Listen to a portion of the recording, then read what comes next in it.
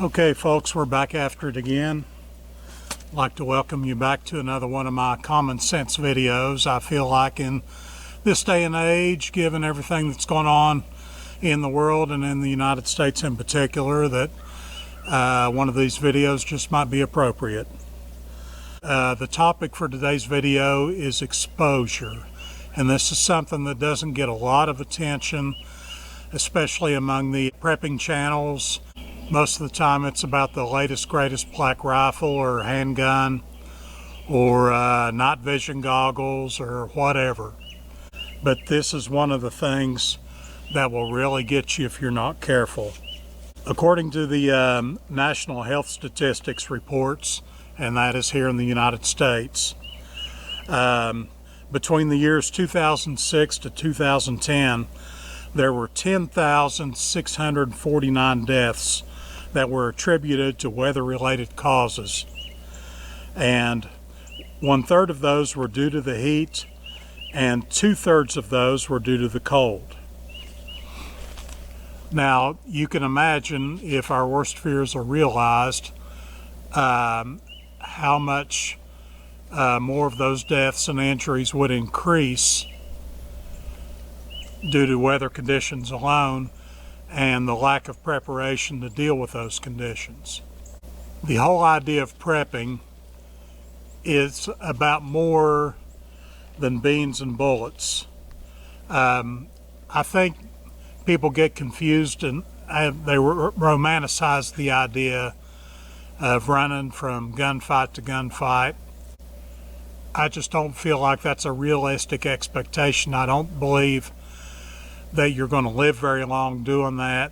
Even the most experienced special forces operator, they're able to do what they do because they have good teammates and because they have the support of their military. Yes, you should train in every area that you possibly can, including firearms proficiency and tactics and things of that nature. Absolutely, you should train, but that's not all there is to it.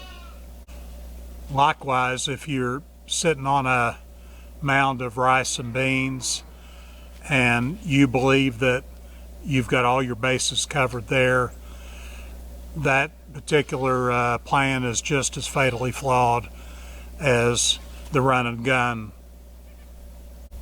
You're not going to be able to watch the apocalypse happen from your kitchen window while sipping a cup of coffee and think that you're going to remain untouched. That is simply not the case.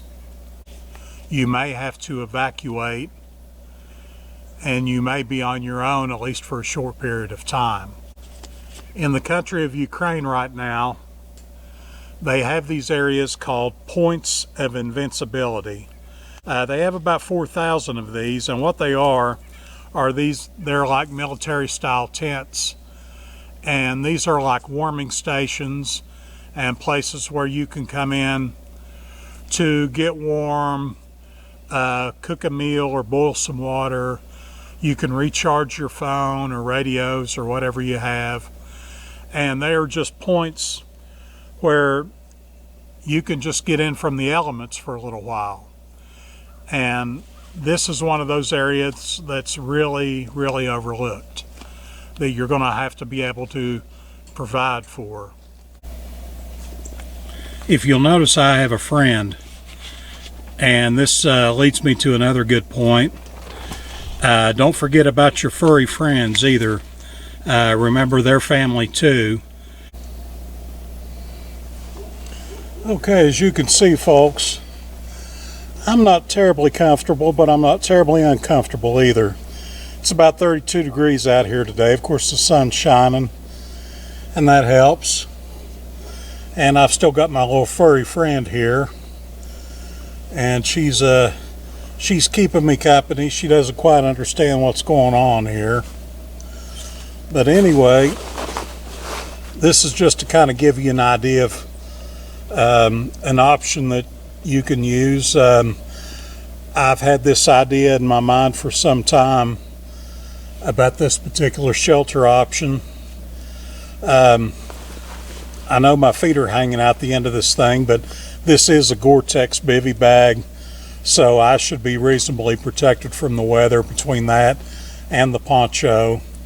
I should be fine. I know this poncho's, I've used it in the rainy weather before and it served me well, so I don't have any worries about how it will perform. Okay folks, that's pretty much all I wanted to tell you, but I wanted to leave you with a little fun fact. On April the 28th of 1958, the USS Boxer was involved in a military exercise called Operation Hardtack, and that involved the use of a high altitude balloon to detonate a nuclear device over Bikini Atoll. The balloon traveled up to 85,000 feet, and then it dropped the nuclear bomb upon that island. And that event was eventually led to the discovery of the phenomenon called EMP, or electromagnetic pulse, which at the time was dismissed as an anomaly, but later we found out that it was quite an effective weapon. So when you see these things in the news, I would think twice before I dismissed them as a joke. I believe the Chinese knew just exactly what they were doing, and I believe it was a subtle message to the United States to back off, in my humble opinion, of course. But anyway, I thank you for watching, and we'll see you in the next video.